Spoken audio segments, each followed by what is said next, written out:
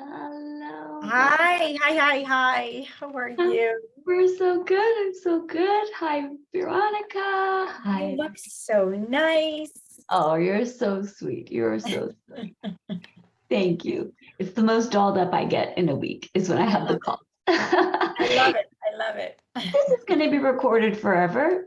Let's take a moment and throw on an extra lip gloss. Okay.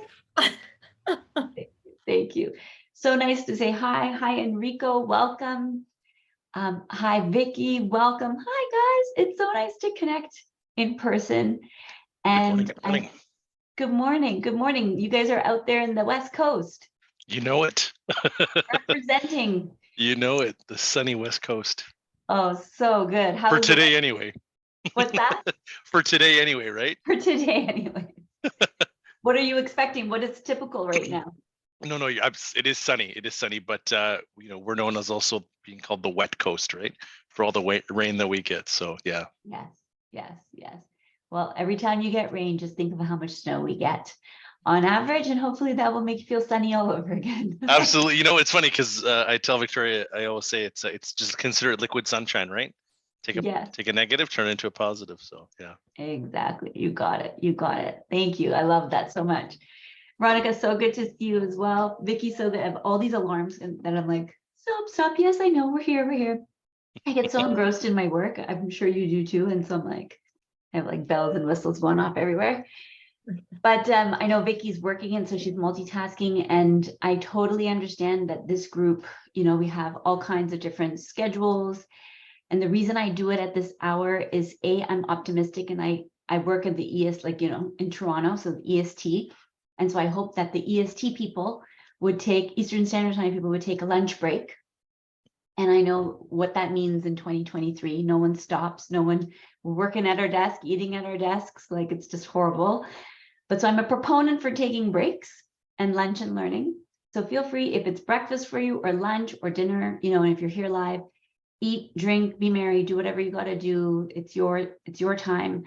I might even have tons of coffee here. So, it's very casual. And we have a whole host of people that will be joining this program. Hi, Mithu, welcome. We're just saying hi and hello right now.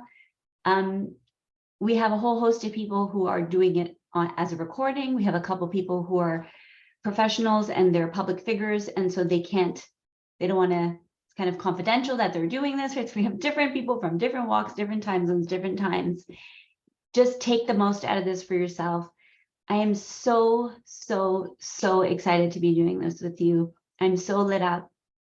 You may have heard this from me already, but the way I operate, and hopefully this will rub off on you in the next month that we spend together, is I've learned to live more and more from my heart, live more and more from my intuition, use my brain a little bit less. When you're a lawyer and you're in law school, the brain, we bow to the brain and what the brain is capable of doing. People paid me for my brain, they thought.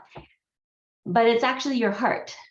It's actually your heart. If you're in the right thing, doing the thing that you love, that people should be paying you for. And when I was in a meditation several weeks ago, I was actually running this program on relationships called Option C, and I was doing the Conscious Communicator, which I know a few of you have listened to. And I was like, what's next? Like, I don't use my brain anymore. And I heard conscious co-parenting. And I was like, okay. And as I got more and more excited about it, more and more connected, this is something that friends of mine and colleagues of mine have always said, like, why are you not running this constantly? But I feel like there's something about our heart.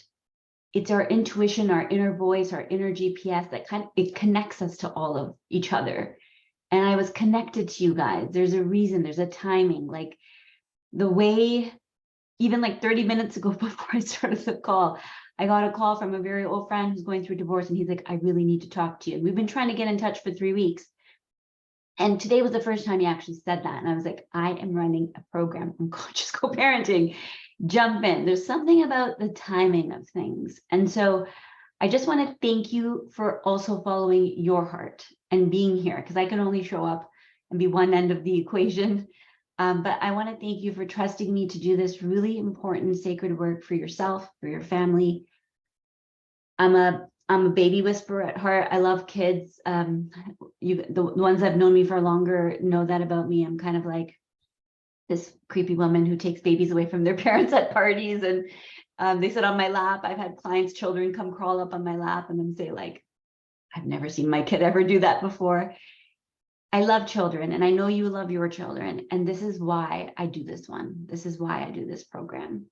And my own path to being a mom wasn't smooth, wasn't easy.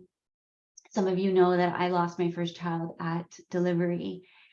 And what I know for a fact, and everything that I will share with you in this program, and for those of you who know me a bit longer, should hopefully by now know, nothing I'm going to share with you comes from a book. Nothing comes from a quote. Nothing comes from a course or right? And all of our wisdom, all of our joint wisdom, it comes from life. It comes from our life experience, right? And what I know for a fact, is that no matter where you're at in your process, your biggest challenges will become your biggest miracles and your biggest door for transformation if you decide, if you allow it and you decide that, like, I have two choices.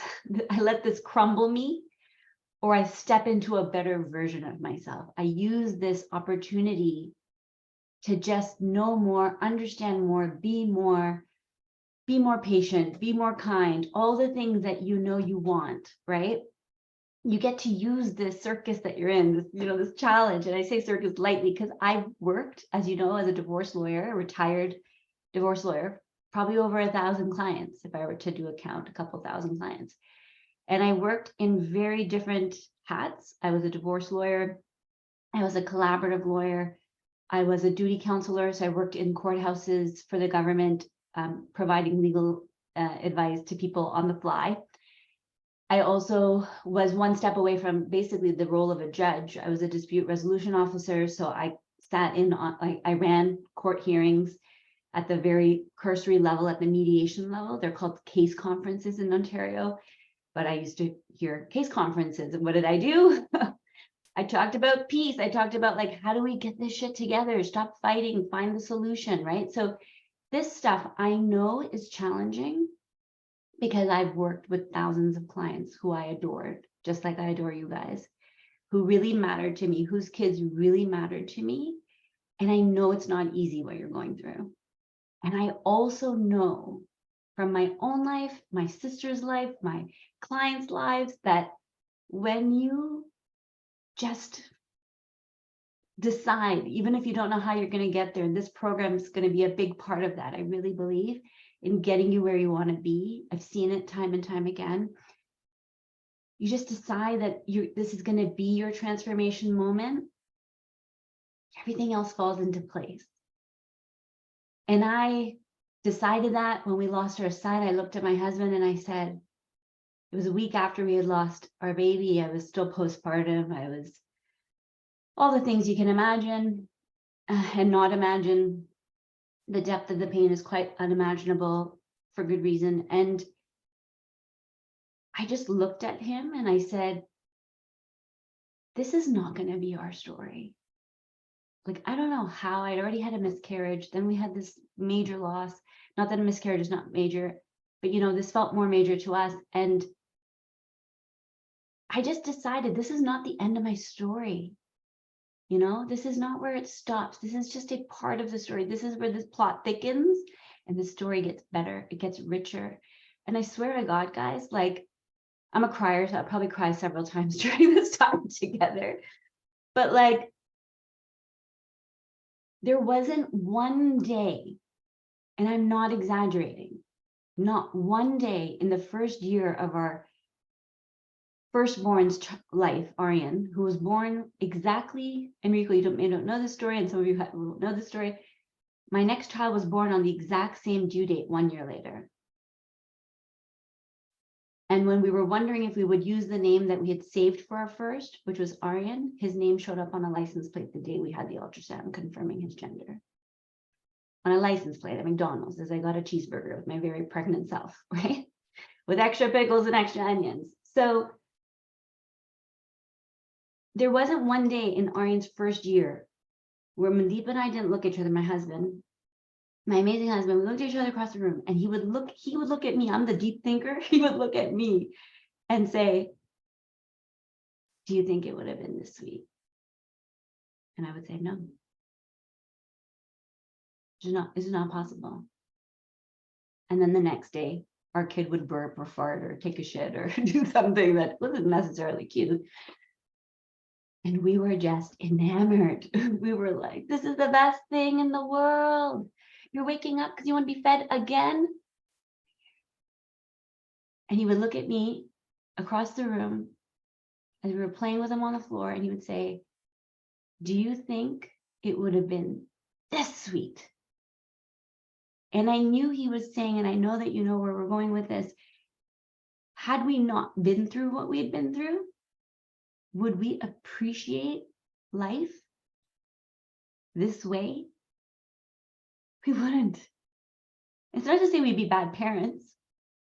You know, it's not to say, and I'd shared this with one of my girlfriends. She's got 4 kids, and she said to me, Rad, you're so patient with Ari, you know, and I mean, I was also a very new mom. And I said to her, I don't know how to explain it to you, but, you know, because I don't want to take away from what you have, but it's different.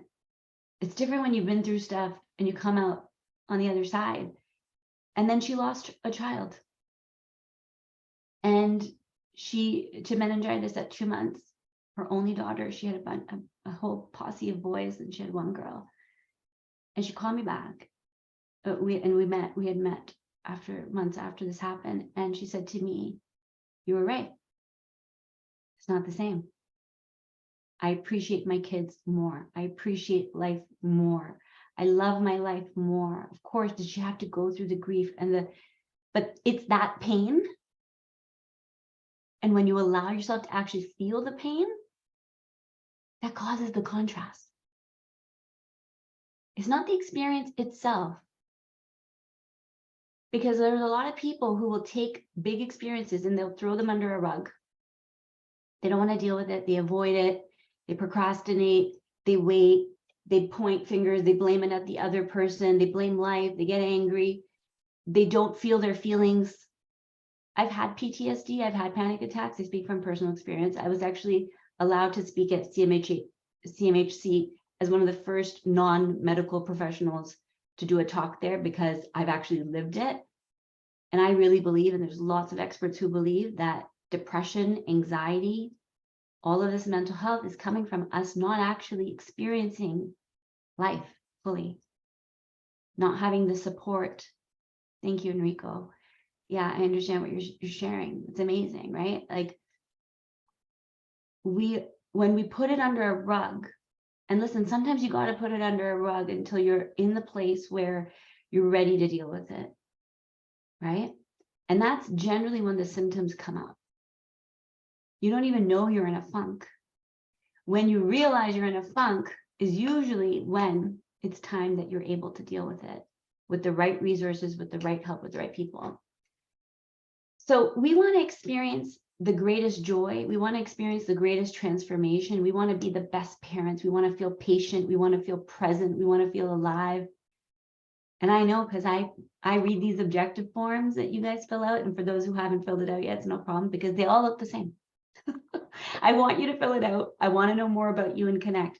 But every round I've ever taught, if I took a photocopy, it's the same.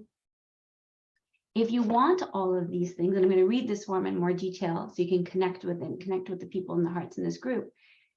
We got to feel, we got to process, we got to go in, and I want to just preface this conversation. I actually didn't think I was going to go in this direction, but that's the flow.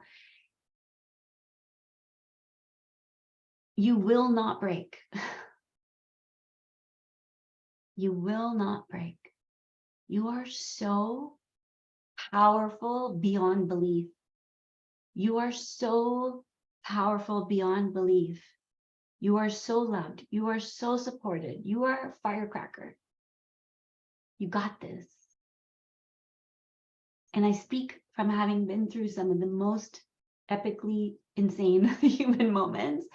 And I also know that, and this is just me, and I'm not here to push like my spiritual beliefs on people, But I truly believe that there are some key moments that we have in our life to specifically teach us.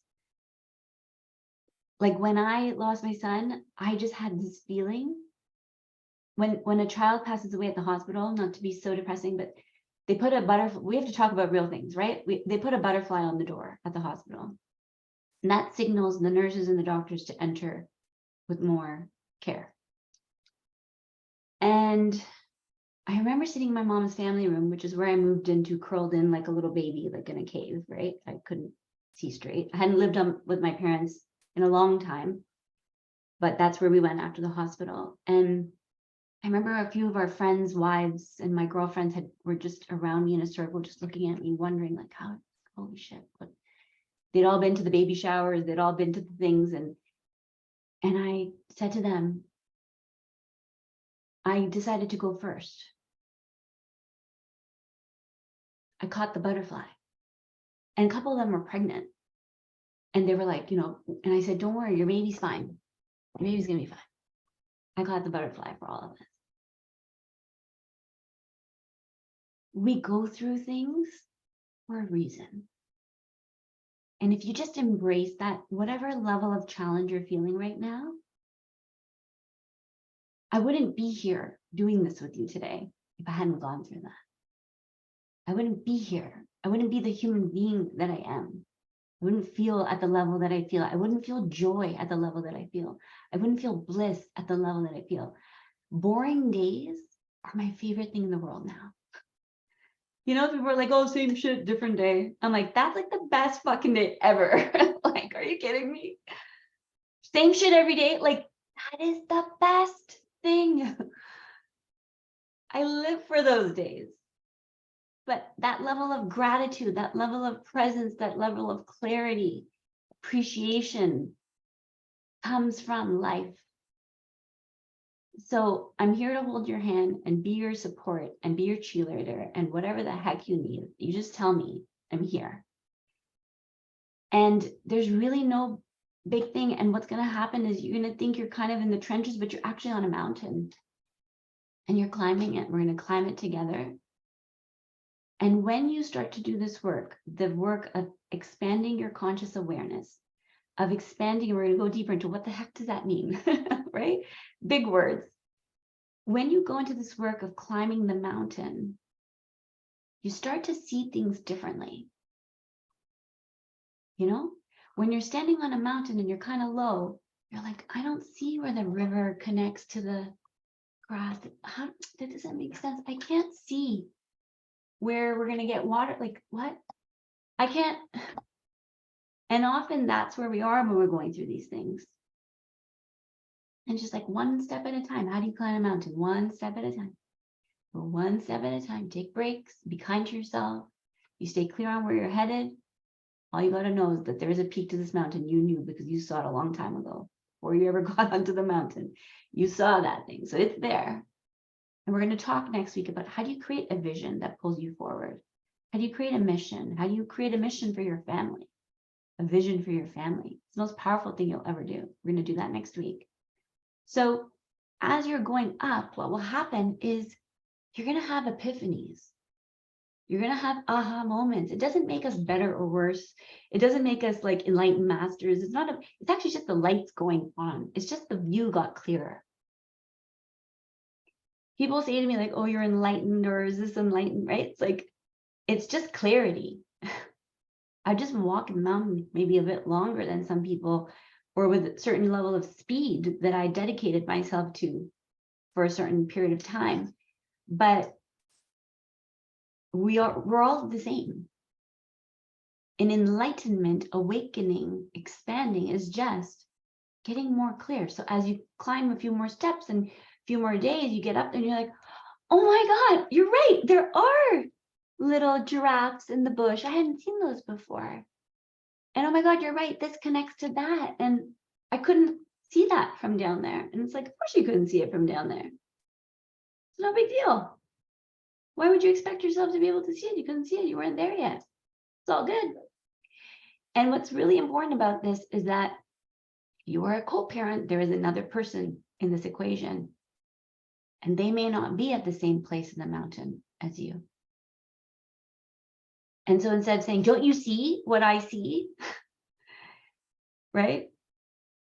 The more appropriate thing once you start to see is you go, of course, what will happen naturally? You're going to see, we'll be like, of course he or she can.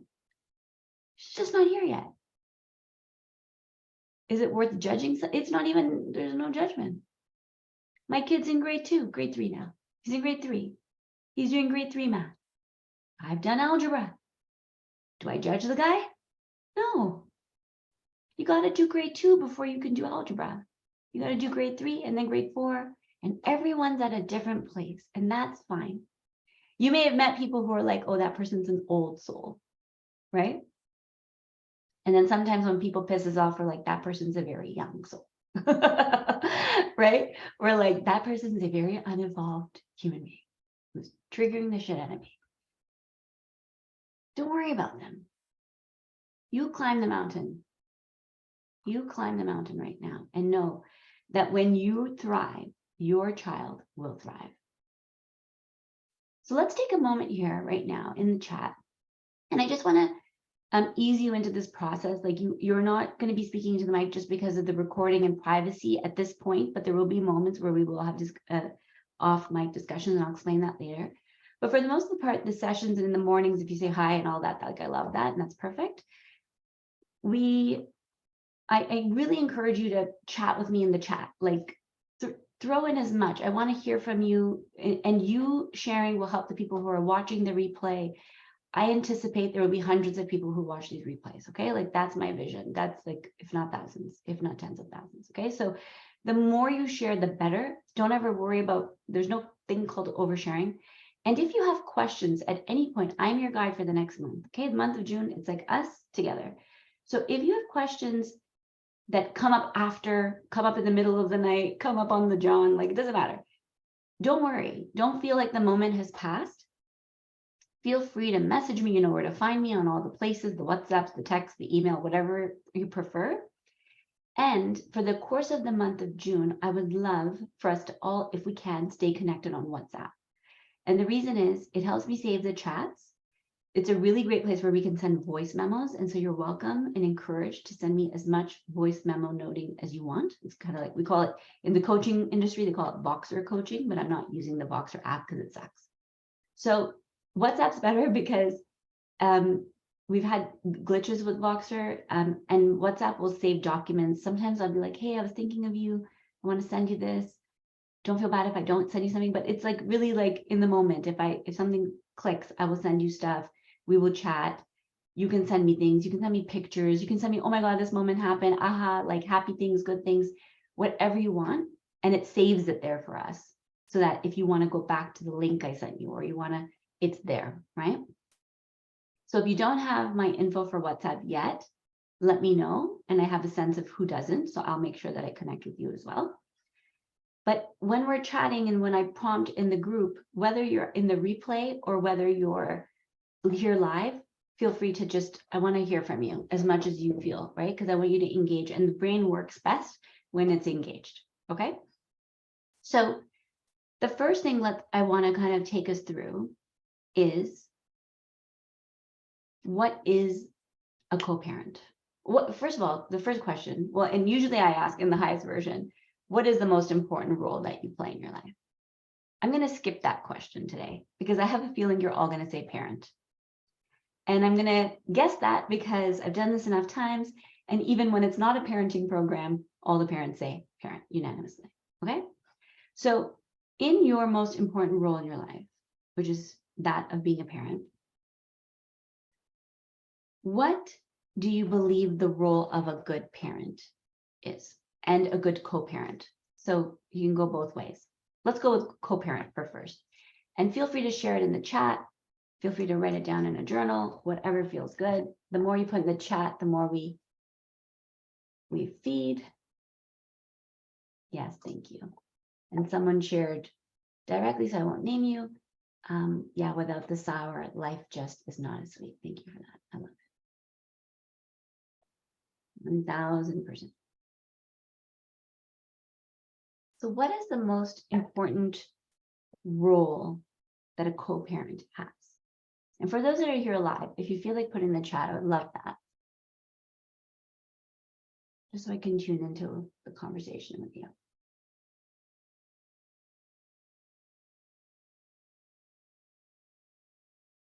Yeah, and you're welcome to put it in the full group if you want, to everybody, or direct. It doesn't matter because I'm going to read them all out loud.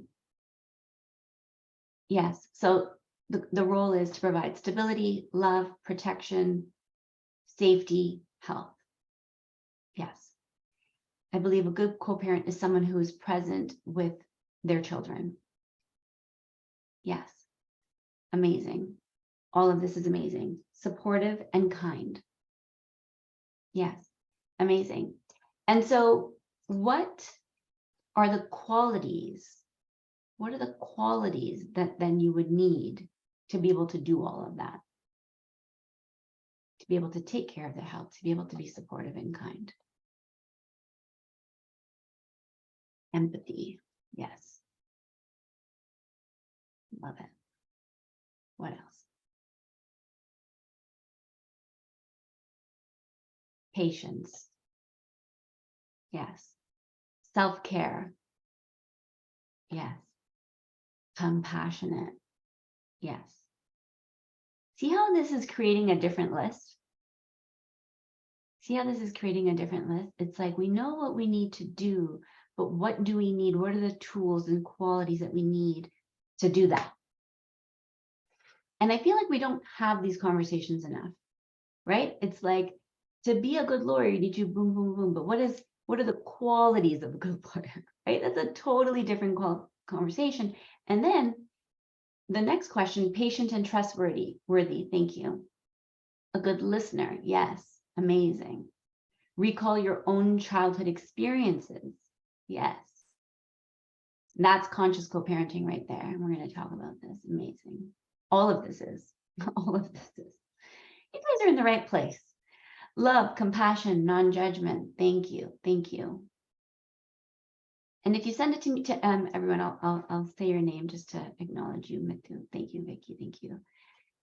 This is amazing. Braun, thank you. Yes. So now, what do you think your child, your customer, right? Your end user, what do you think they want from you? What do you think they want from you as a great parent, co-parent? Attention. Thank you, Mithu. Love. Yes. Yes. Unconditional love. Yes. Time together. Yes. See how this is a different list too? Do you notice that this list is not the same? We can be like, oh, this is what I'm going to give you. I'm going to give you this because this is what you need. And they're going, yeah, okay, thanks for taking care of my teeth and like constantly telling me I can't have candy. But what do they want? What do they want? Always ready to listen to them. Yes. Thank you. Which requires presence, right? Yes. Being able to listen to them, taking time, acknowledgement. Yes. Time. Yes. Okay. They just want us to be there with them and love them and not be distracted by our phones and not be distracted, right? And I had shared recently in To Be Seen and To Be Heard. Beautiful. Thank you. Yes. I love that so much. I had shared recently online that this actually woke me up in the middle of the night because I was tuning into the program and like, why does this work? Like, when it has worked, what worked about it? And I don't know why this wasn't clear to me before, but I just do things like I don't wait to analyze. I just do it. So my brother, when I started my coaching, he was like, you need a better website. You need this. You need. I'm like, Chet, I don't have time for websites.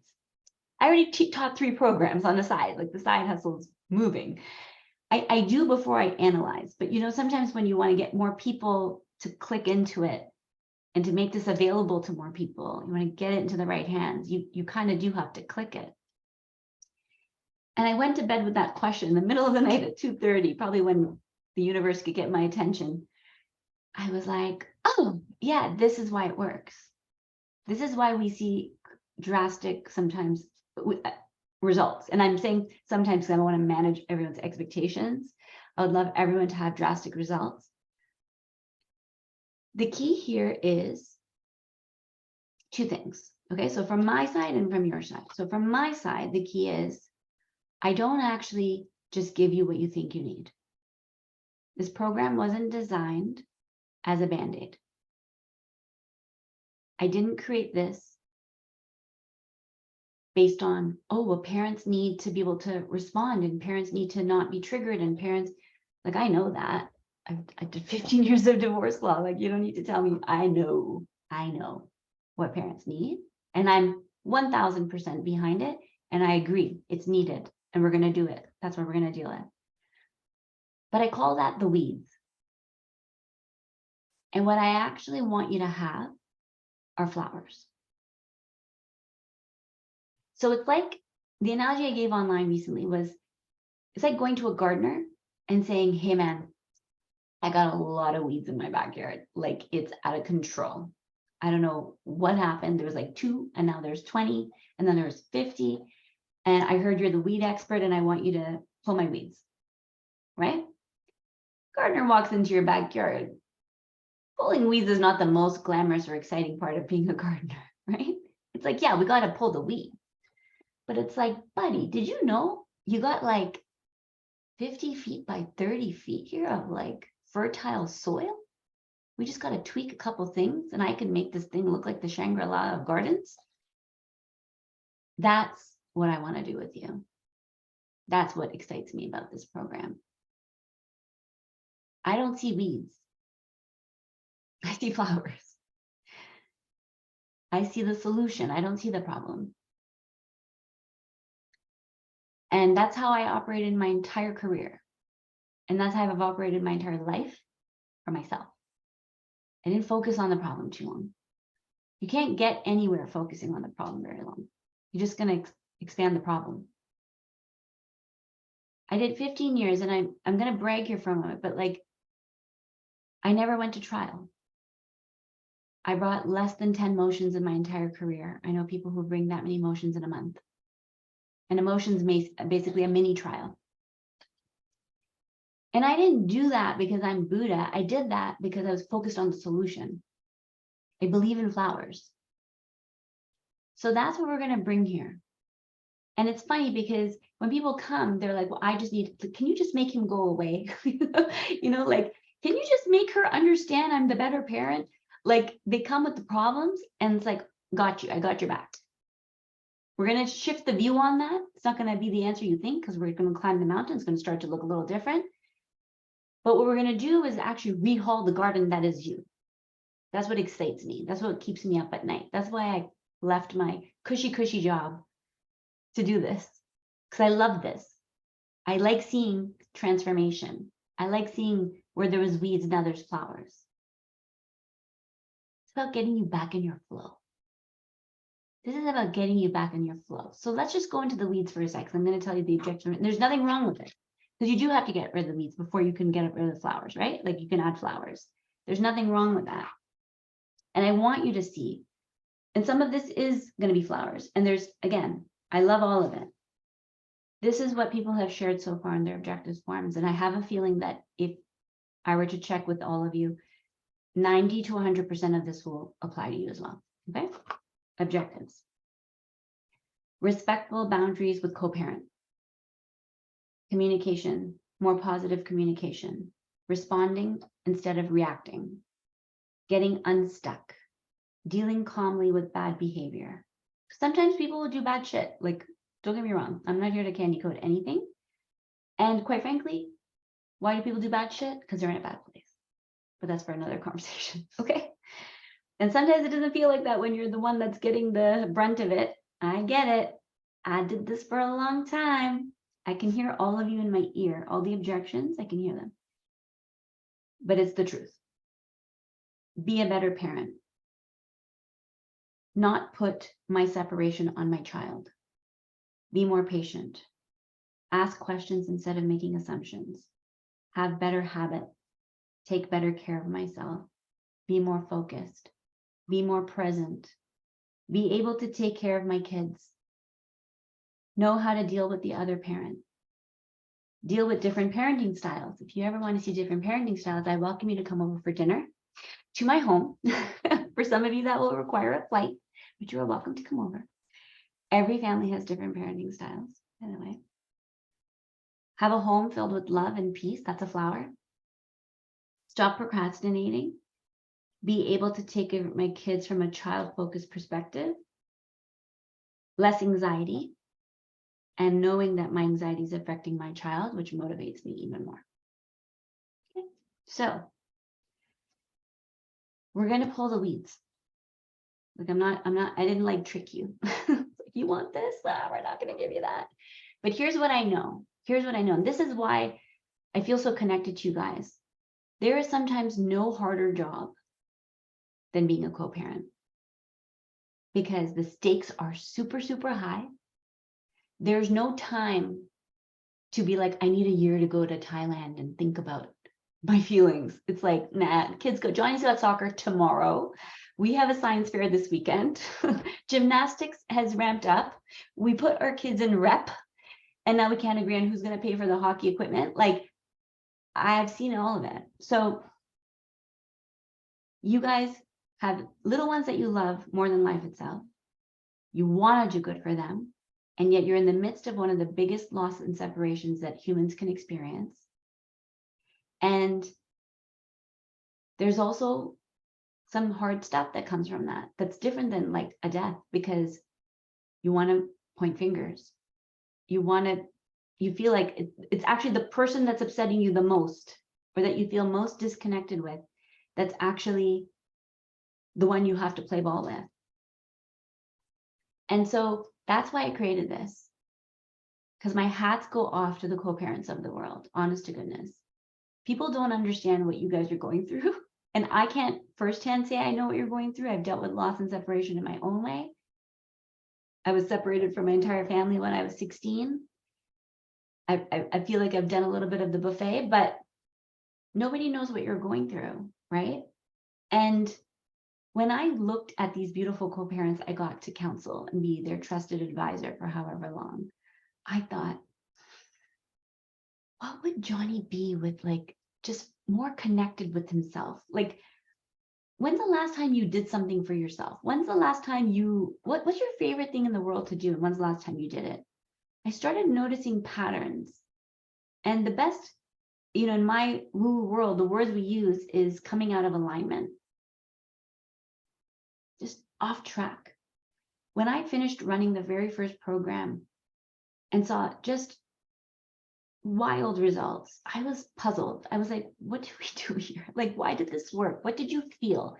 And I sat down a group of my champion members and on a Zoom call one night, and I said, can you tell me, like, what was the big thing? And they said, I had lost myself. Somewhere along the way, in my marriage, in my relationship, in my co-parenting, because not all co-parents are married or even ever together, like in a live together way, right? But somewhere along the lines, we lose ourselves in relationships. And sometimes we lose ourselves as parents. It's busy. There's no time. Like when people tell me they're busy before they have kids, I'm like, I don't know if I should smack ya or kiss ya. Like, you're a fool, right? And they're like, do you want to have kids one day? They're like, yeah, of course. Just sleep, just live, go travel, go as far as you can, right? We're busy, parents are busy. And so you are naturally neglecting yourself. And when you're in a relationship, and especially the way humans are conditioned on planet Earth, we are somehow trained into this conditional love. This like, oh, if I do this, he'll love me. If I do that, she'll love me. And then we put that on each other. We'll tell people like, oh, how come you didn't do this for me? See, like, you don't love me, right? Love starts to become this game of conditions. And so people like me who are just not gonna, I've just been that person who won't do it, could really piss off the other partner. My husband the other day, it's kind of funny, but like it's an analogy here for you. For 15 years, we're married 16 years this July. He just said to me like a month or two ago, you know, when we got married, because I said to him, have I lived up to your expectations? We were having kind of a chat. I was in the middle of the relationship program. I'm like, is this what you thought it was going to be? And he's like, no, it's not what I thought it was going to be, but I'm realizing most of my expectations didn't even make sense. Like, where is it even coming from? I'm not joking when I tell you he's been waiting 15 and a half years for me to make French toast on Sundays. His mom makes the best savory versions, like Indians, we have to make everything savory, put spice and everything. We took French toast and we made it savory. It's actually really good. It's like eggs and toast, right? And you put hot sauce on it and ketchup and like all the things you'd put on savory things. And that was what they had every weekend. And all our lives together, it's like one day she's going to wake up earlier than me and she's going to make French toast for everyone. And he realized, just like in the last 2 months, and he'd laugh if I brought him here, he was like, what are these expectations anyways? But he was upset about it for the 50, right? Like not over the top angry. I mean, it's just French toast. But it was always like, I'd love you more if you made it. It's conditional, right? And the flip side of that is the person who, unlike me, just gives. There's the overgivers of the world, right? And so people are like, I need this. And you're like, okay, I'll do it. And they're like, well, I need this too. And it's like, okay. And guess what's the perfect match for a giver? A taker. And that's okay. That's yin and yang. That's how life works. We're magnetic polarity. That's how it works. But so we lose ourselves, right? Because now it's like, well, I didn't really want to go to an Italian restaurant for the last 20 years, but I kept saying yes. Truly, I just wanted sushi, but he never really liked sushi. And so I just stopped eating sushi. It's like, I never really liked pink, but it's like we lose ourselves. So a big part of what we're going to be doing here is reconnecting to who we are. Yes, we got to pull weeds. We're going to talk about that later. We're not going to talk about weeds right now. I want you to start to think about who you are. And so every week I'm going to be giving a few exercises. Okay. And I know everyone's busy, and I know they got soccer and gymnastics, and I know we got to watch Netflix, copious amounts.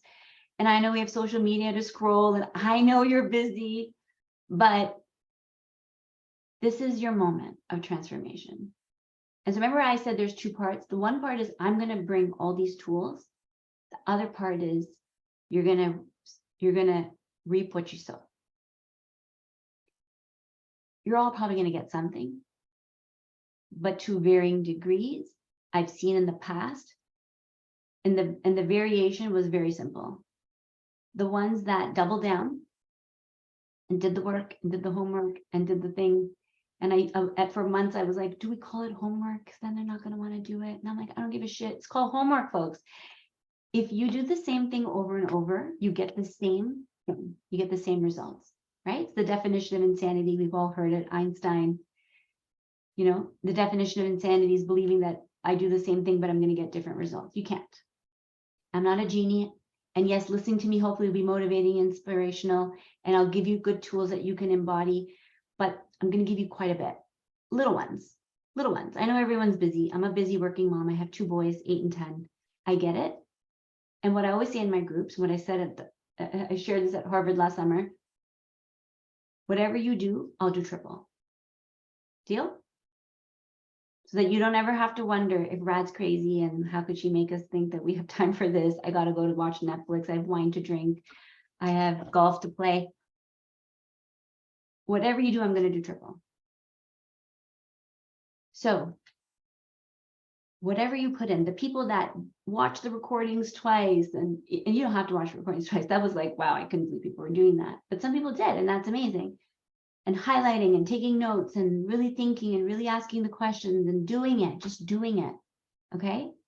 They are the ones that got the hugest results. So if that's what you're here for, I just gave you exactly I gave you the cheat sheets. Okay. Yes, thank you for sharing this. This is something that I remind myself, we don't have problems, we have challenges, and any challenges can be overcome. Yes. Absolutely. I totally agree. You are a genie. I love you. I wish I was a genie, but I will take you to the water. You got to drink. You got to drink. And I know you will. I know you will. I know you're here. And I want to commend you for being here. I say this to every group, not because I want us to feel special, but there is something special about you guys because you're leading the pack up the mountain. You are. You're just leading the pack up the mountain. You're doing things in a different way, in a way that hasn't been done before. It's uncharted territory on the mountain. And when you create that pathway, what ends up happening is you create a movement. And the people that have worked with me have said to me, they want bumper stickers. They want tattoos on their ass. Like they're like, Rad, this is a movement, right? Before I ever used that word, they said it to me. They were like, this is a thing. This is a new way. You're going to do this. I have no doubt. I believe in you more than you might even believe in yourself in this moment. I can already see the garden. It's outstanding.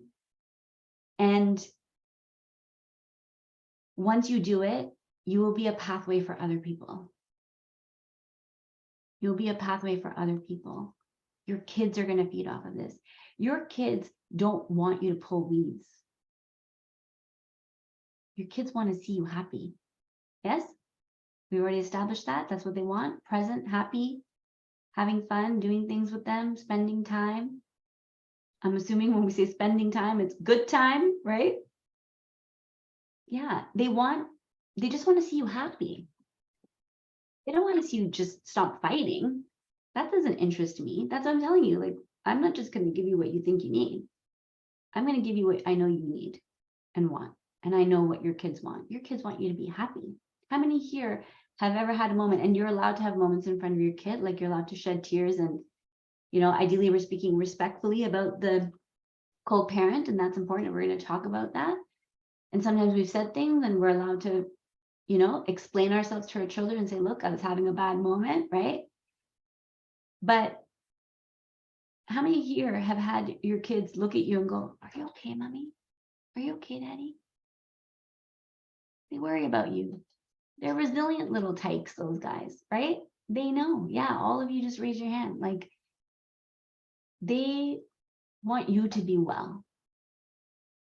And when you show them that nothing's too big, ain't no mountain high enough, that you can do this, that you can still love people from two homes, that you can still have respect for people even if you don't agree, that once you make a decision, you move forward, you have a vision, and you let the vision pull you. Let this pain stop pushing you.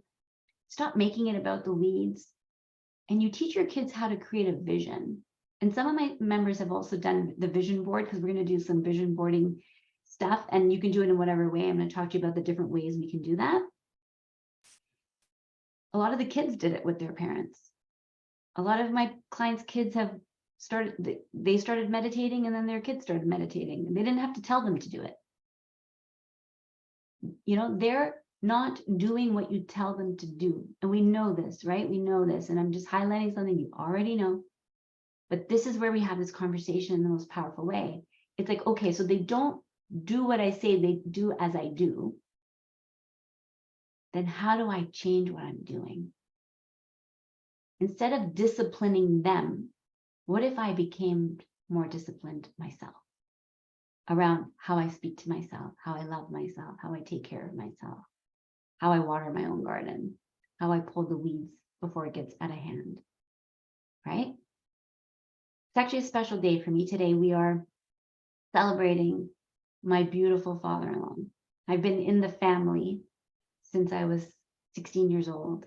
So I've known them for a long time. I'm like 85 now, so do the math, right? I've known them for 26 years. And, you know, I was like in tears this morning, just thinking about them. We're doing a dinner tonight after, you know, in the evening. you, and knock wood, like you talk to anybody about this human being, and some of you know who I'm talking about, they'll be like, he's the nicest man, like one of the greatest men you'll ever meet. It's not because of anything he says to people. It's not because of what he tells people to do. Right? I'm his daughter-in-law. He has full permission to tell me what to do. I used to work for him. He's a lawyer as well. Turns 80 today. He turned 80 today. And I thought that guy he's gonna go down as one of the legends. And it's because his actions speak louder than his words. It's not what he says. It's what he does. There are things he does that he doesn't even tell people he's doing. There are people he helps that doesn't even tell people, right? That's who we want to be. Like for me, that's my inspiration. And so the first exercise, it ties right in. The first exercise that I'm going to invite you to take on, and this won't take long, but it will take focus.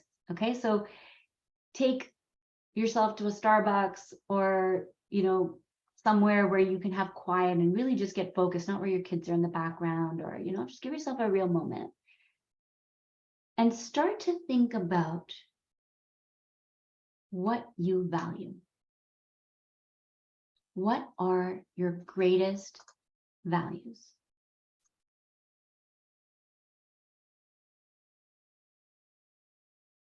I'm just going to make sure here.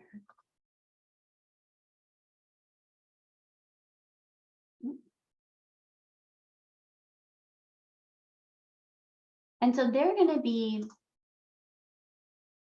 bear with me here, I'm just fiddling with my camera. There we go.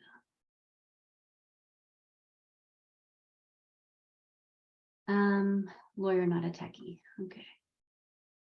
They're going to be, there's several ways that we can do this, right? One of the ways, and I did this exercise with my husband once because he was like, what the heck is it that you do for a living? He's like, what are these things that you're doing? And I'm like, well, let's talk about your values, Mandeep. And he was like, what? Like, why is this important? And when we were done the exercise, he was actually in tears. And I've actually only seen him in tears maybe 4 times in my life. So I consider that a victory. But what I said to him is what I'm going to say to you. What matters to you that makes you uniquely you, and why? What makes you uniquely you, and why? Why does that matter? So for instance, I had asked him, like, what makes you uniquely you? And he said, I think I'm a good listener. He's so humble. He's a very good listener. He said, I think I'm a good listener. So I said, okay, that's amazing. Why does that matter? Why does that matter? And he said, well, I like to be there for people. I saw my dad like that. That's his dad. We're going to celebrate tonight. He said, my dad was always like that, and I love that about him, and I want to be that person for people. I said, okay, so why does that matter to you? Break it down, break it down. So that's the exercise, right? So he said, well, I want to be supportive. I want to be that person that people can come to provide a space for people to be heard and seen. It's like, okay, what else? And we came up with 13 things. And that was the list that made him cry. Should have framed it. Should have framed it and put it on the fridge. So what are the things that are uniquely you? Because I'm going to put in your resource section in the Facebook group, which I'll explain at the end of the call. I'm going to put a little list. Okay, it's actually the Brene Brown chart, and we're going to give full credit to Brene Brown for creating it. It's a list of like 100 values, just if you want to like take a look. Chances are all 100 will align with all of us. Okay, so when we do this exercise, see if you can boil it down to like top 10, top 12 values. Okay, so that's one way to ask yourself, what is unique, something like that matters to me, and why? What is something that's uniquely me, and why does that matter? That's one way. A second way is to think about who you have always been since you were a child. And some people say to me, I can't connect to that time, and that's okay. Or what age do I need to connect to? I'm thinking like 7, 8 or younger, if you can. what's the theme? Like, what were you always about, you know? Start to think about that. Start to reconnect with yourself around that. I don't know why I can't shrink this screen right now, but we're just going to.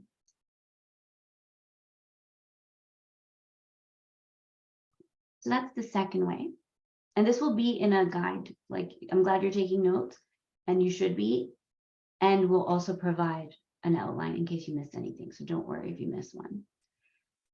The third one is, who are your idols or your archetypes? Some people use the word archetypes. Who are the greats that you knew or never knew or are alive or aren't alive anymore that really resonate with you? You know? I remember one time we were at a family dinner and one of my cousins, she's such a sweetheart, she asked everyone, if you could go for dinner with two people, any two people, who would it be? And a few people went, and then I was like the fifth person to go. And I was like, Jesus and Mother Teresa. And everyone was like, oh, what the heck, Rad? Like, now we got to go again. We didn't know we could pick people who are no longer alive. And I was like, I'm just stepping up kicking it up a notch here, folks. Like, who do you want to have for dinner? There's no limit to this. Who are the people that have always kind of spoke out to you? You know, for me, it was Gandhi. I don't know if it's because he was Indian or he was a lawyer, or he was about peace, probably all of the above, right? That was one of mine. So who are those people? And now the bigger question, once you get down to that list, is what about them do you love the most? Because chances are it speaks back to your values. You know, I really love Oprah, for instance. And so when I think about why I love her because she's so real. I love her because she's a storyteller. You know, and those are the qualities I would like to, when I think about it, I'm like, oh, that makes sense. Yeah, because I'm kind of a storyteller. So who are yours? I'm really milking the very last out of this cappuccino. Who are yours? That's the third one.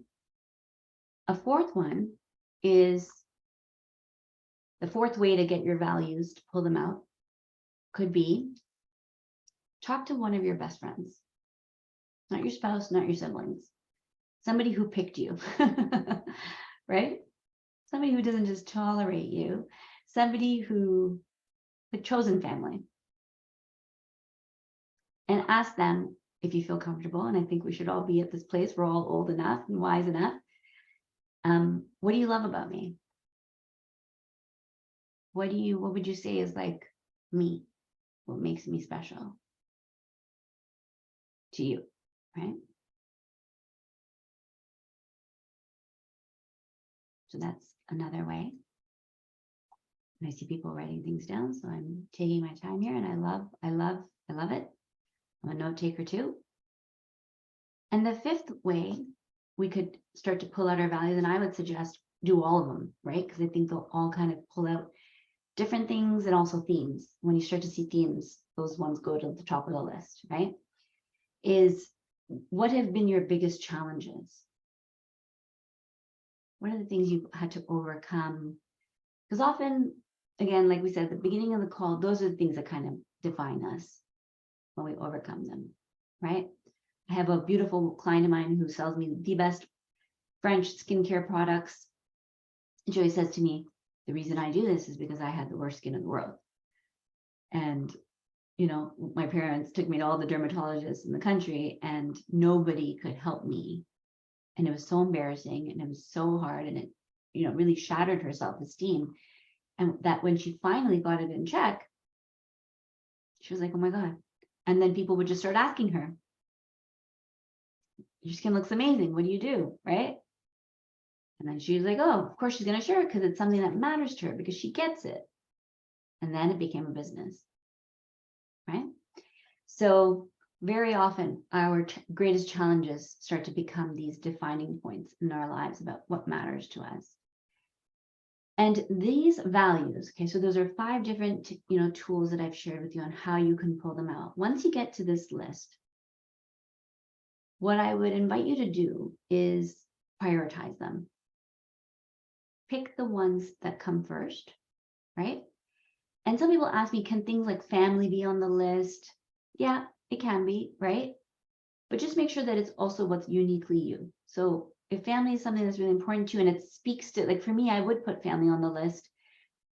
I was separated from family. I've lost family. I was a family lawyer. It's like, it's so a part of my story and what matters to me that it's beyond just the fact that I am someone's kid. You know what I mean? So if that's like, if it goes deep for you, put it up there. And then prioritize them from most important to least. Once you have that, here's what we're going to do with those. Yes, and if you have a question, feel free. Absolutely. If there's a question coming in the chat, take your time.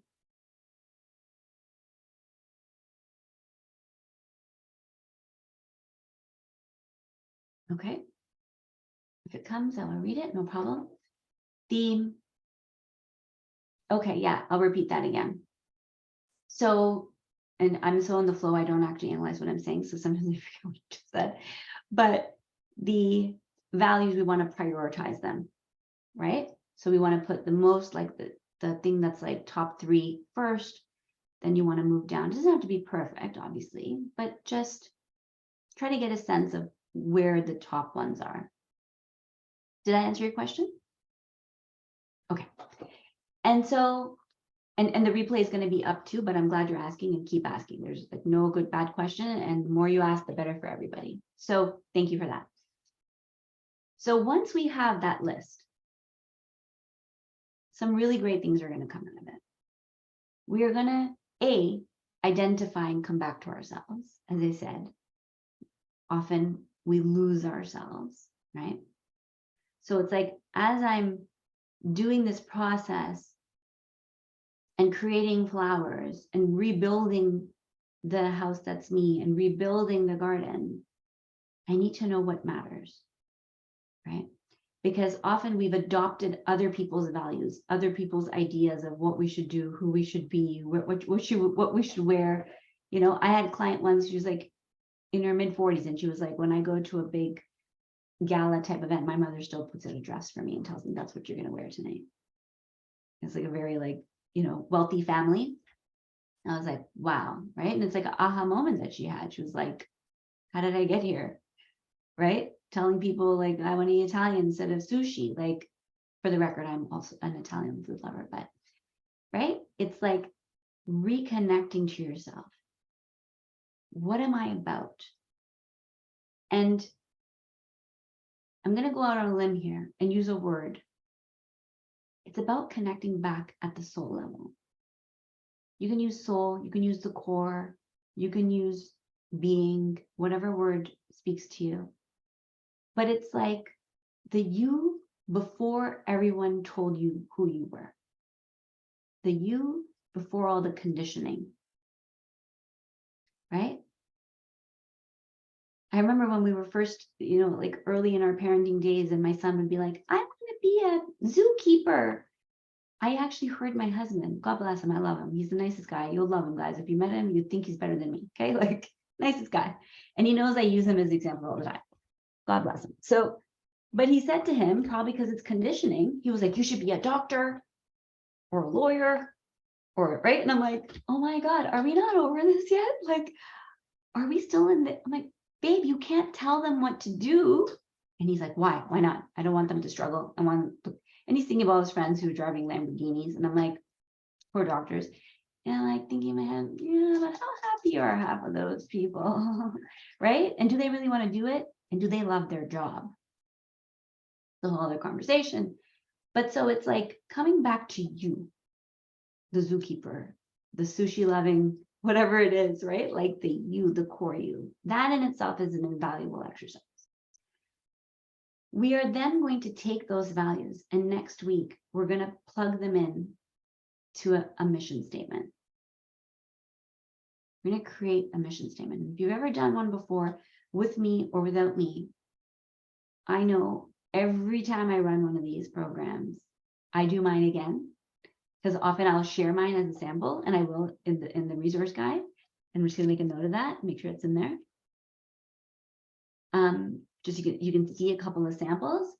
And when I read it, I'm like, well, that's not my mission statement anymore, right? Like it's evolved, it's gotten better, or I've already done that. And it's like, ooh, but there's another piece to that. Like just this morning, as I was thinking of you guys, I thought, what is a value now that it didn't have before? And it's free service. Like providing things, resources, tools to people for no charge, in addition to the people that want to work and invest more, is something that's starting to get higher and higher on my list, right? So that wasn't there before. It's there now. It's there for different reasons. Life changes us, right? So we evolve. So when we're writing this mission statement, one of the beautiful things is once you've done the values exercise, it gets so easy. Because now you take those key words and you build sentences. And when the other way you could do it is you could just write it, hold, and then the way to double check whether it's complete is to go back to your values list and see, is it in there? Did I catch all of those things that are important to me? Okay, so that's the second way. This is a really important exercise. And the third way, the third reason we do this is because, believe it or not, it helps us with time management. And this is an epiphany that I had years ago. One of the things that causes us to feel out of our flow or feel out of our balance, and work-life balance was also one of the objectives that came up in the list, and it comes up every year. Every time I do this, it comes up in the list.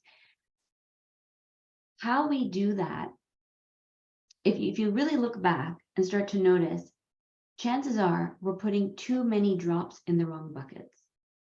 So if you think of every value that you have as a bucket, one of the most powerful ways I can share with you on how to feel more fulfilled in your life is putting more drops in the buckets that are at the top of the list and less than the ones that towards the bottom, and no drops, if possible, in buckets that are not on the list. If Netflix doesn't make it to your list of values, but community service does, for example, there's your answer right there. There's one of your answers. It's like, when's the last time I went to that puppy farm or that animal hospital or that shelter or that, you know? And when you start to do those things, you start to rearrange the drops, because we only have so much time. I can't help you print more time, right? We all know we all run on the same 24-hour clock. But when we get our priorities in order and we get our values, most importantly, in order, we start to feel more fulfilled. And that's what work-life balance actually is. You have to work as much as you work, but it's to use your time wisely. So right there, we have three really important reasons why the values exercise we start with that one. And chances are, you might even find that at the end of the month, you might want to review your mission statement, because it may even shift in this time that we're together. Like, I'd be open to surprises. And sometimes what happens is when we're in the weeds, we forget what the flowers even look like. You know, the gardener's like, okay, what do you like? Petunias? Do you like roses? You want tulips? Like, what do you like? And you're like, I've been in the weeds for so long. I don't know. What do people ask for? It's like, well, no, what do people ask for? I'm not just making any garden here. Which ones do you want? What do you want to become? What do you want to surround yourselves with? So sometimes what I've experienced is that when we are so far in the weeds, we don't even like flowers, bro. I just need the weeds out, right? It's like the standard is so low. And you might find that things will, I'm hoping that things will come alive for you in this time. And that at the end, you might say to me, Rad, holy shit, I totally forgot. I actually really love orchids. How did I forget? I used to walk around with the orchid pin my grandmother gave me on my, I'm using analogies here. And I don't speak into any theory. Everything we're going to do here is actual fact, tried, tested, true. I had other people who beta tested this for you already. You are not the test group. We've done this many, many, many times. I recently worked with a group of people at a law firm, which is one of the things I really love doing. And I had said to one of the people at the firm, it's time to do the mission statement, right? Like and he even said to me, this is what I want to do because I want to expand the firm. And so I'm like, okay, so then we need, like, what's the mission? What's the vision, right? How do we create alignment with our team if we don't know where we're going? Which mountain are you climbing? Why? Till you know that, you can't get people to join you. Okay, and that's a whole other conversation. But so we worked together one-on-one for several weeks, and I was like, how's it going? How's it going with the statement? And I'm not like, I want this to be guilt-free growth zone. That's what I always say. Like, I'm not here to give you more work. I'm not here to like hound you. I'm here to support you. If you didn't get to, you didn't get to it. Like, don't poo-poo yourself. We're all hard on ourselves more than we really should ever be. So I just would check in once in a while. Hasn't done it. Okay, not time yet. Like, I just trusted. Then we're almost at the end of our time, and part of me, the control freak, was like, okay, no, seriously, like, this was something we really needed to do, and like, what can I do to get him motivated to get this going? And before I could say anything, we get on a call one day, and he's like, I just see things completely differently. And I want this, I don't want that. I want this, I don't want that. I want this, I don't want that. I don't want people to just work for me. I want people to work for themselves. I want us to be a team. I want da-da-da. Like, not about my name on the wall. It's about the team. It's like, it was this beautiful shift. And he was beautiful to begin with. Okay. This beautiful, like, clarity that arrived. And he goes, I'm really excited to write the mission statement now. You understand? And I was like, okay. We couldn't do that until we did this. And I still stand by the order in which we're going to do this, but I'm saying to you that get it started, start to reconnect. And then if you really want to go, like, get brownie points and bonus points for yourself, just for you, not for me, at the end, come back to it, right? And if you really want to go all out, what you could do is find a cork board or a Bristol board or something in your home. I took some of my kids' excessive posters in their playroom and turned them into a Bristol board. I'm like, you don't use this poster, turn it around. And start to put sticky notes, like, start to collect your thoughts in one place is the key, so that you can come back to it. So that you have this place, this sacred little board of stickies or pictures, or if you're really creative. I've had some clients, like, I had a designer on my program. She did like a CAD drawing or something, right? It was like next level, like using softwares and shit. Do whatever is your jam. There's no rules. It's what's easy, what's path of least resistance. And start to put keywords and thoughts and, aha moments on this board. Your mission statement's also going to go on this board. Your values are also going to go on this board, right? This is how we make flowers. And here's the thing about flowers and having a garden that's beautiful, which is my vision for all of you, which I know we're all heading towards more and more. It doesn't mean you don't still get weeds, right? It doesn't mean that stuff's not going to happen and things are not going to challenge you. But when you have more flowers, there's less room for weeds. You won't be focused on the weeds. And if one pops up, it may not even bother you. You're like, what's one little weed? No, look, I can't even look at the weed. I was in my backyard the other day. We put in a pool during COVID. It was like, either get a dog or a hamster or get a pool, right? We took all the money we saved not having a second car and we put in a pool. And I'm sitting in my backyard and I'm taking it in. I'm a very visual person. And I had like a major in law and a minor in interior design. My girlfriend always jokes with me, right? Like, I'm a wannabe designer. I'm so not a designer. But I love beautiful things. And I don't know, maybe it's a Libran thing.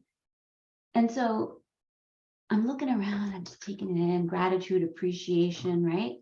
And there's this weed that's popped up next to my hostas. I don't give a shit if there's a weed.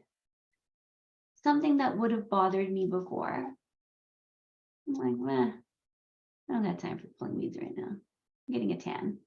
You know, that's what's going to happen. That's why it's more important to focus on the flowers than the weeds. The weeds will just naturally become less and less of a concern. It'll be easier to pull, you'll know how. If one sprouts up, you're like, whatever. It's all good, right? You're feeling in a better place. You're in alignment. You're in the sauce. You're present. You're happy. Your kid doesn't care if there's a weed. Because mommy's happy. Daddy's happy. We're going to Wonderland today. We're going to go to the waterfront today. Whatever it is we do, right? That's what's going to matter. The second tool that I'm going to introduce to you is perhaps my most favorite. My son said to me one day, he had this like channeling moment. He was like, I think you're going to be one of the biggest meditation teachers in the whole world. I'm like, oh, okay. Why do you think that? He said, I don't know. I just feel it in my body. Okay, good night. It was like bedtime. I'm like, what? Let's hope. Let's hope we get it to as many people as we can. That would be awesome. There is no tool I have ever embarked on that will make us more present, more connected, more grateful, more energized, more clear, more confident, less triggered, right? All of the things that you want to be able to have boundaries with your co-parent. Well, how do you have boundaries? You have to be able to hold your ground. You have to feel confident in what you're doing, right? All of this comes back to yourself. And so what I'm going to invite you to do for the next month, whether you're a novice, a newbie, a veteran, doesn't matter, is to start a small time for yourself every day, ideally in the morning, but morning is often the hardest to integrate because we get up, we go on the toilet, we check Facebook, right? We have other more important things to do. Check our calendars, we check the news, we check the weather. We're just habits. Humans are habits. And we're like, Dr. Joe always says, Dr. Joe Dispenza, who's one of my greatest teachers, he always says, we're like freight trains. By the time we're 35 years old, our brains are programmed like a series of old habits, right? So it's how do we shift the freight train with our habits? Again, we can't get different results if we do the same thing over and over. So the biggest habit I'm going to invite you to start for yourself, if you haven't already, and if you have, let's go deeper, is 10 to 20 minutes a day of some meditation. Will this mean less social media? Perhaps. Will this mean less Netflix? Perhaps. And I joke lightly because I know what we're all doing, right? Or used to do. And there's some people who will tell me like, I stopped watching TV. And there's nothing wrong with all of those things. But again, it's about the buckets. It's like if Netflix and television and watching violent shows didn't make your top 13 lists of values, maybe take a break for a little while and do something else, right?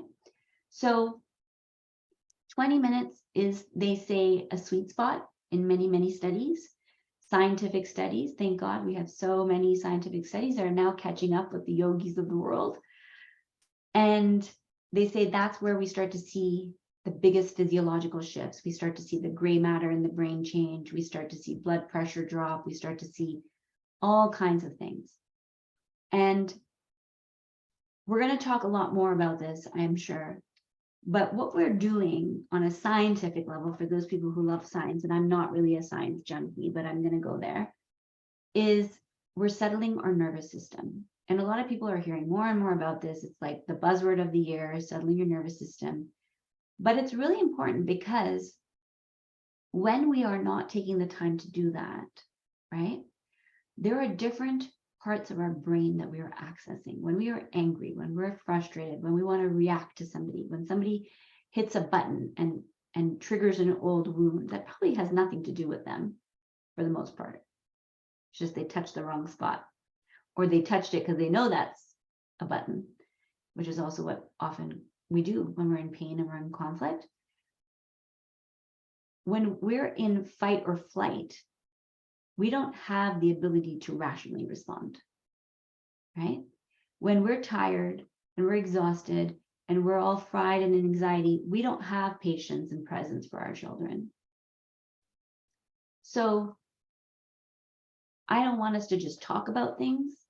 And I believe that you're here because you're all in. This is the most powerful tool I'll ever share with you. And there is an app that I suggest. It's called Insight Timer. It has a white background with a brown bowl. That's the image. If you're in the app stores of your phones looking for it, that's what the icon looks like. I'm happy to put it in the group too.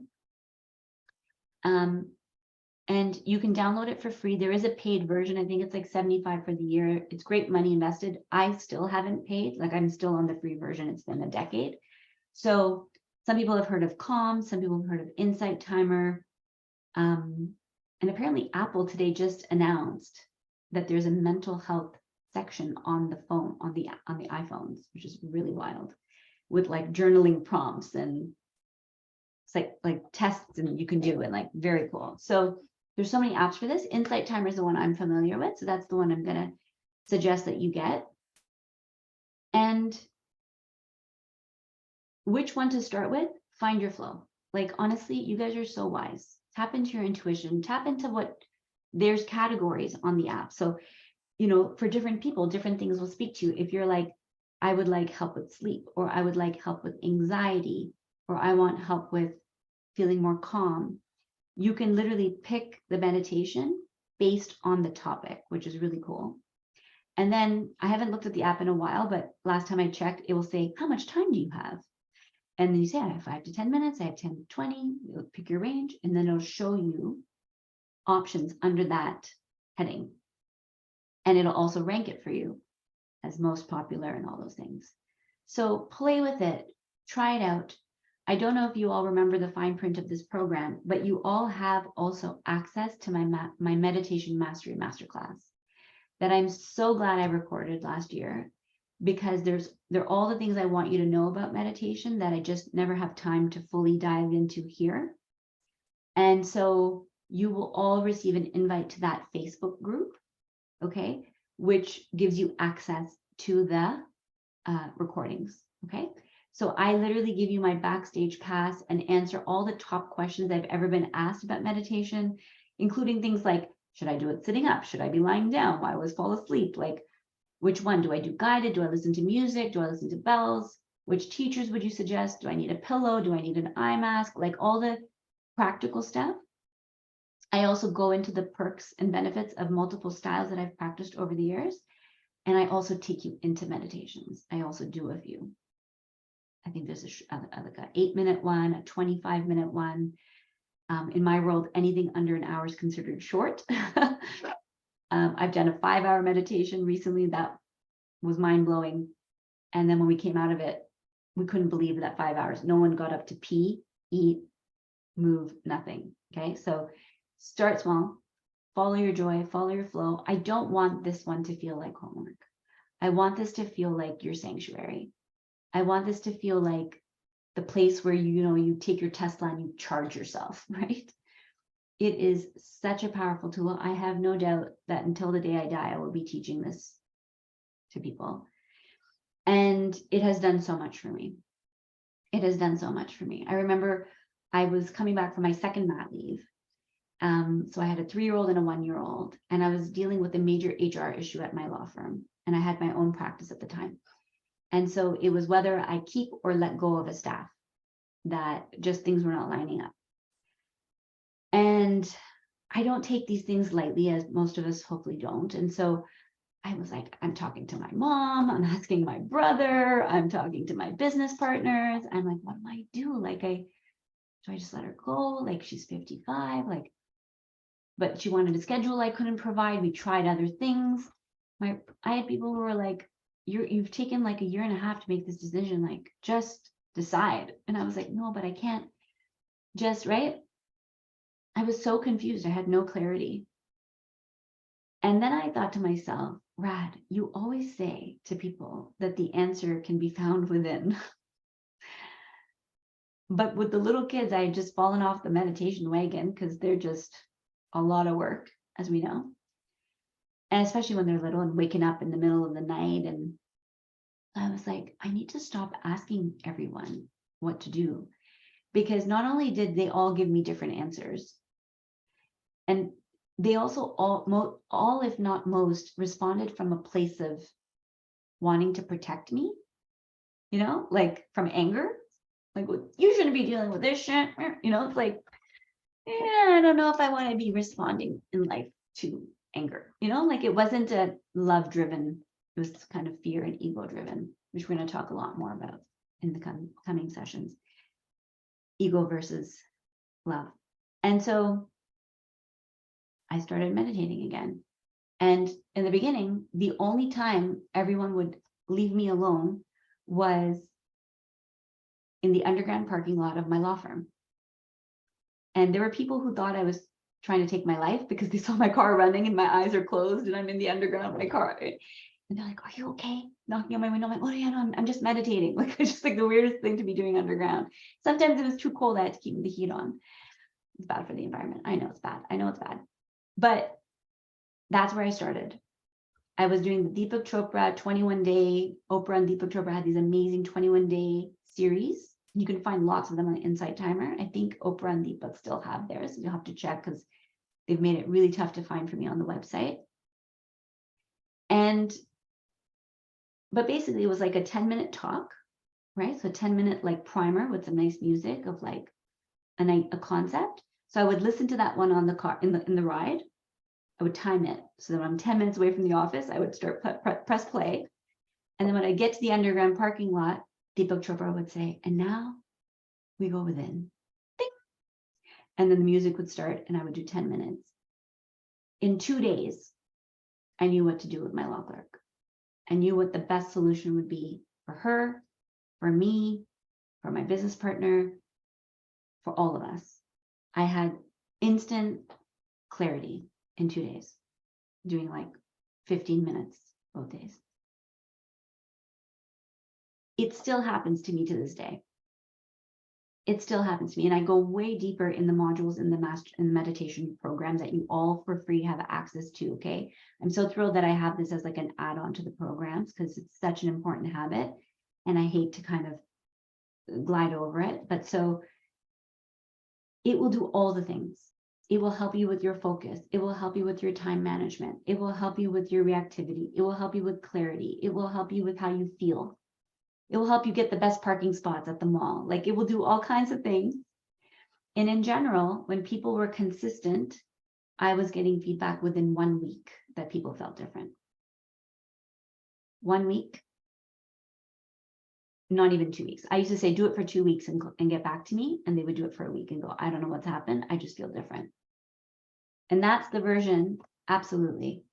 And we'll see you on Thursday. Love you. So glad you were here. That's the version that your child wants, right? That's the version.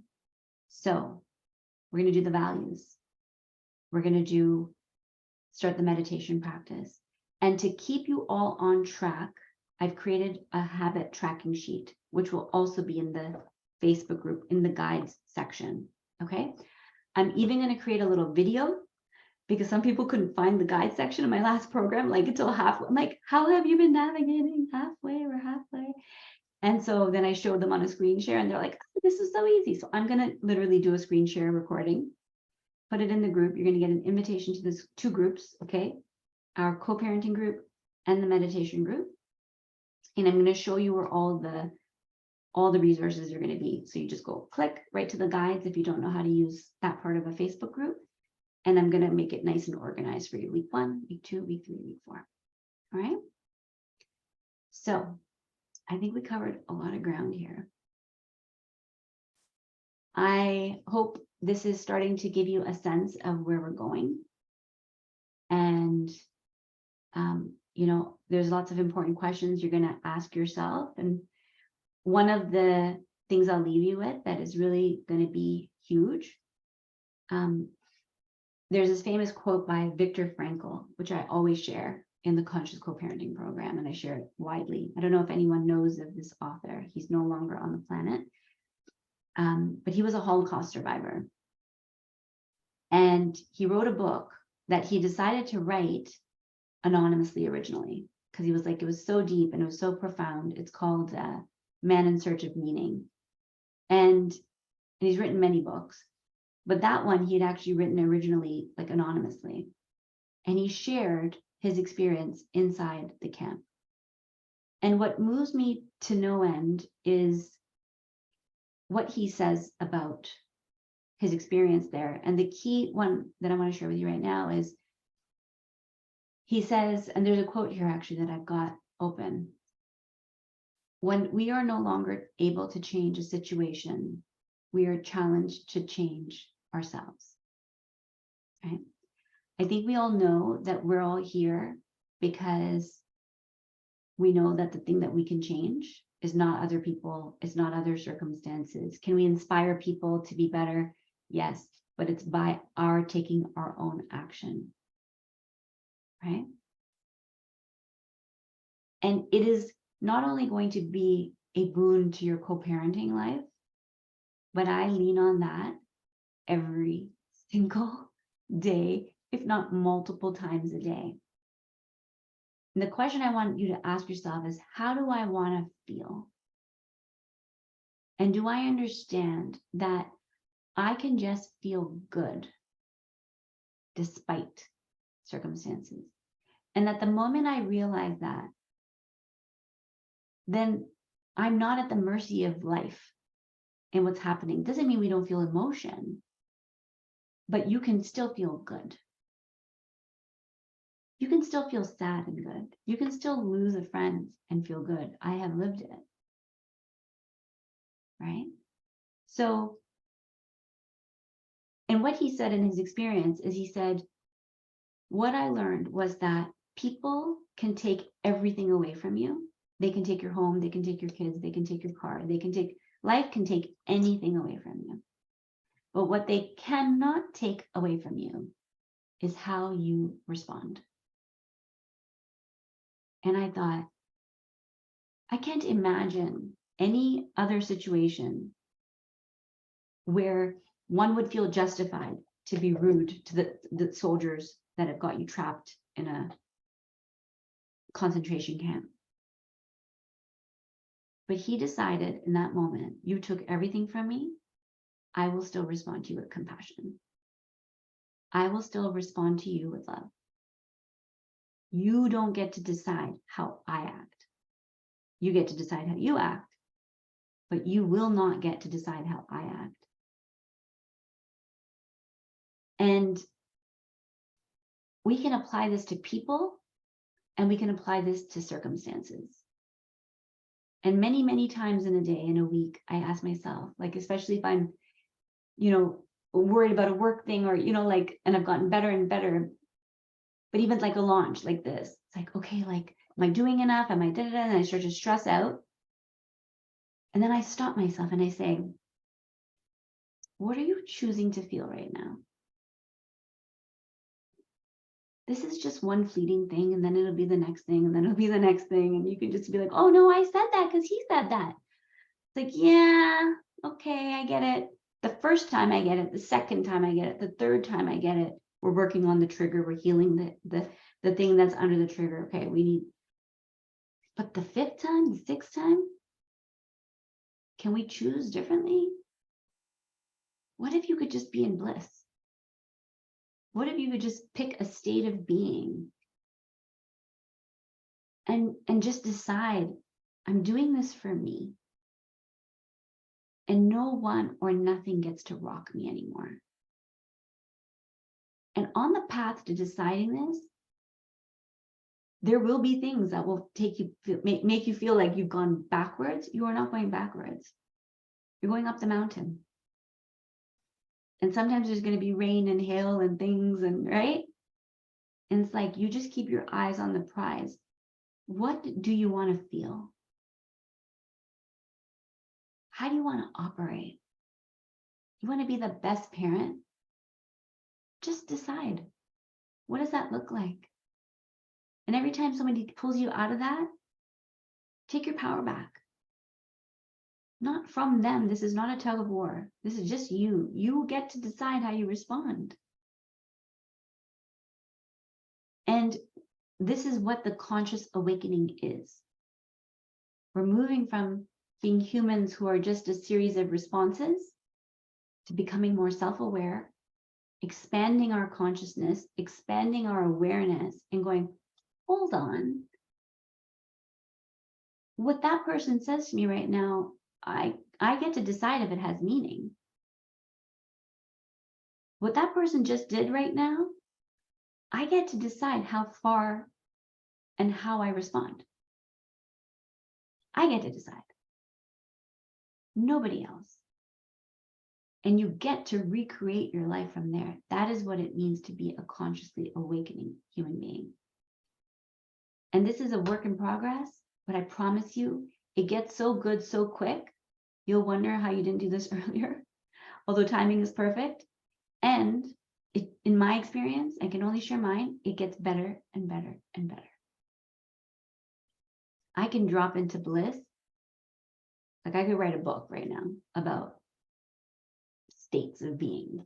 Like this is not just some thing that people talk about in books, you know, in the Bible or in like Buddhist theory. I have witnessed it. So as you're starting to think about your values, I would love for you to also ask yourself, and it's going to be in all the resources that you'll see if you don't write this down and if you don't remember. How do you want to feel? And what I will say to you is everyone here, and I know we're a little over time, but I'm sure more is better in the long run. Everyone that's in this program together, this beautiful circle of humans that have come together, you're all in different stages of this whole co-parenting thing. Some of you are negotiating a separation agreement right now. Some of you already have one. Some of you have been separated for some time. It doesn't matter because this all still applies to us, right? How do I want to navigate my separation? When I say things like, oh, it's going to be so stressful, it's going to be the hardest thing, can I pick different wording? We'll go way deeper into all of this. Is that true? Does it have to be hard? Do I have to respond from wanting to stick it to him? Why do I want to stick it to her? Why do I want to, right? Trust me, I advocated for beautiful human beings like you. I know what we're up against. And this is not theory. We took the high road every single case I ever acted on, as long as I can remember. And I'm sure in the beginning there was moments for me too, and this is how I learned it, was like, I just want to rip another hole in that lawyer right now, right? Like I get letters and I'm like, you're gonna talk about my client like this? Right? Like I would get pissed off and they'd be like, you don't understand the law and this is not how it's done, and like some nasty ass shit, man. And I would stop myself and remember, what am I here to do? Am I here to be right? Because if I want to be right, that's going to cost my client a lot of money. And I don't know that I'm ever going to be able to actually convince the other side that I'm right. Or am I here to get peace? Am I here to create a path to peace? And I had a law clerk who was so phenomenal. And she had worked for litigators for 20 years before coming to work with me. And she would write letters for, I would tell her, okay, write a letter to so-and-so, and we're going to highlight da, da, da, da, da. And she would go do the first draft. And I would look at it and I'd look at her. And I'd be like, my love, this is not anger management therapy right now. There is so much anger in this letter. She was like, I know, I really tried to be peaceful. I know your style is different, but like, I'm so upset for our client. And like, that's not fair what that person did and blah, blah, blah. And like, I know. But do you really think that us responding this way, he's going to listen, or she, change the gender, whatever you want? You really think so? How do you act when people attack you? You have aha moments, or you go into self-defense mechanisms. And she's like, I know, Mike, you need to do another draft. And those drafts, all those second drafts, I paid for those. I can't charge my client for that. I'm like, this is time we are now putting in the gutter. But it was an excellent exercise. And I'm joking because I really didn't give a shit about the money. I was like, go write it again. Come back with solution energy. come back with solution energy. I had clients tell me, Rad, come on, don't you think now is the time to take them to court? Now, it's been a year and a half. And I'm like, don't do it. I'm not advising you take you court. I'm not advising it. They're like, but don't you think now they're going to get it? It's not how it works. It's not how it works. And listen, I get rich going to court. I told my clients so many times. I was like, look, we could go to court. I'll go buy a Maserati with your kid's college fund. The other lawyer will go get a Maserati with your kid's same fund, right? It's the same pot.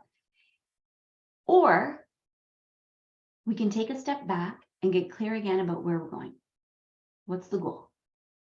And this is how I settled everything. So this is not theory. I got triggered too. I got very upset. I get triggered in my own, like we all have our own personal stuff too, right? This was just my job, but it was huge. It was a huge part of my life. And how do you want to feel? Who do you want to be? And usually I have this conversation at the end of a program. Like 3 years ago when I ran Conscious Co-Parenting, this was a conversation I would have had with you at the end. But I feel differently about it now. I want you to start thinking about this now. And then allow all the new tools and new conversations that we have to infuse this theme for you. Put it on that Bristol board. Who do I want to be? Do I want to be right? I'll give you one more story because it was a really good one, and then we'll go. But so last night, I have 2 boys. They sleep together. Okay, they're 8 and 10. They share a room. They shared a room for 5 years, and they've been talking about branching out and getting their own space. And we're like, okay, we'll make a plan. We started looking at beds. My kid wants to get a bunk bed. Blah blah blah. I'm like, okay. And then one night, my older one, Aryan, he's pissed off. He's tired, cranky. It's our fault, my fault as a parent, because we partied all weekend, right? Long weekend, they had a PA day. And he was cranky and he kicked his brother out of his room. So the little one comes to my room crying with tears, poor guy. And he's like my soft spot, right? Like, when like Mama Bear comes out, it's when he cries. I'm like, breathe, Rad. Oh, I'm like, what happened? He goes, Ari kicked me out. He pulled my hair. He kicked me in the leg. And then he said, you're out of my room. Oh, good God, have mercy. Okay.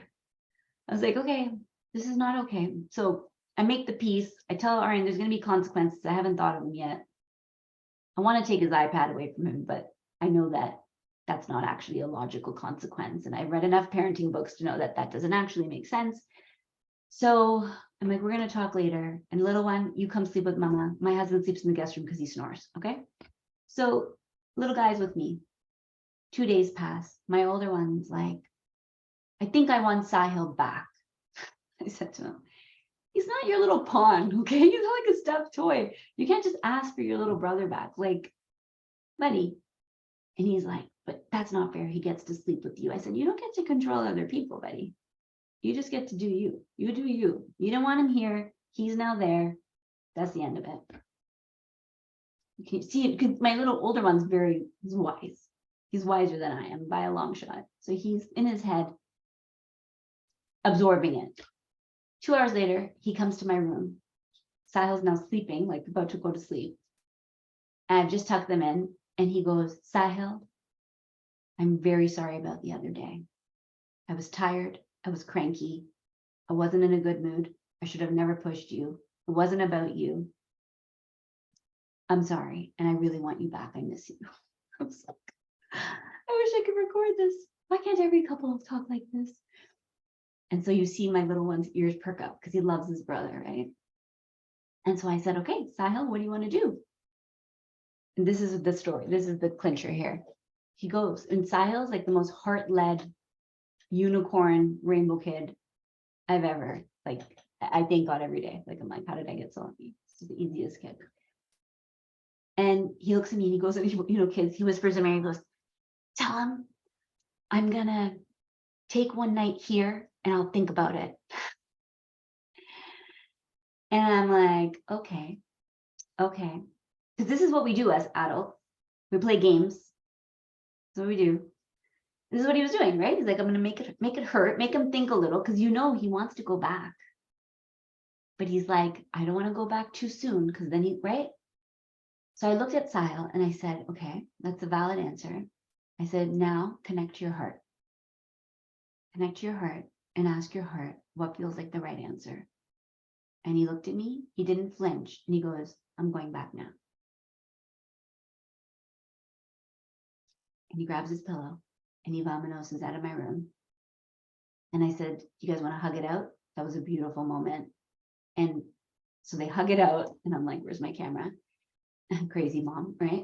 And I said to Arian, and Arian goes to me, and Mom, I thought about the consequences. I'm going to make your bed and my bed for the next month as my consequence.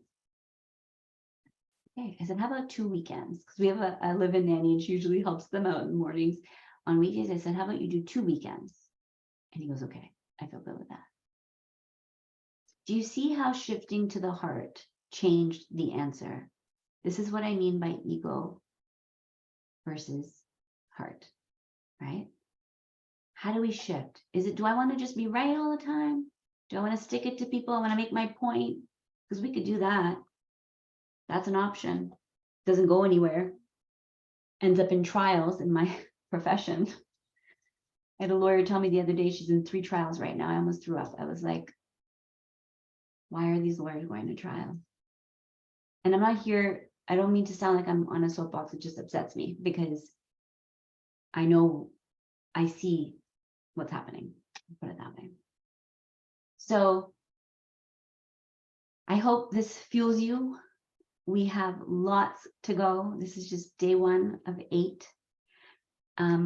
There's more I want to share with you about things we're going to do together, but I think we've had a lot today. So I'm going to save that for next week or Thursday for the next call. And I just want to thank you again for being here and for climbing the mountain together and for doing this groundbreaking work that I hope many, many other parents follow your big feet. So thank you for being here. You know where to find me if you have questions. I love you. Please message me. There's no bad question. The more you send, the more I'll answer, the better this gets. I'm just going to read the chat here, make sure I heard everyone. Oh, okay, thank you. Vicky shared, I've been meditating consistently since working with you in Option C course, which was last month, over 3 weeks, and I can attest to this shift. Thank you, Rat. Amazing, amazing. You're welcome, Veronica. You're welcome, Enrico. So great to see all of you. And for those who are on the replay, you're so welcome, Vicky. I'm so excited too about the next one. It's just going to get better and better. Creating a little snowball here. So let me know how you're doing with the value stuff. Look out for an email. You should all be getting reminder emails that the calls today, the calls tomorrow, all those things. Okay, so if you're not, make sure I'm not going to your junk filter because everything we get is going to go through there. And yeah, I'll see you all very soon. All right. Thank you guys. You're amazing. Thank you. We'll see you soon. Thanks. Thanks so much. Make it a great day. You're so welcome. You too. Cheers. Bye-bye. Bye, Cheers. darling. Thank you so much. My pleasure. My pleasure. Thank you guys. You're the best.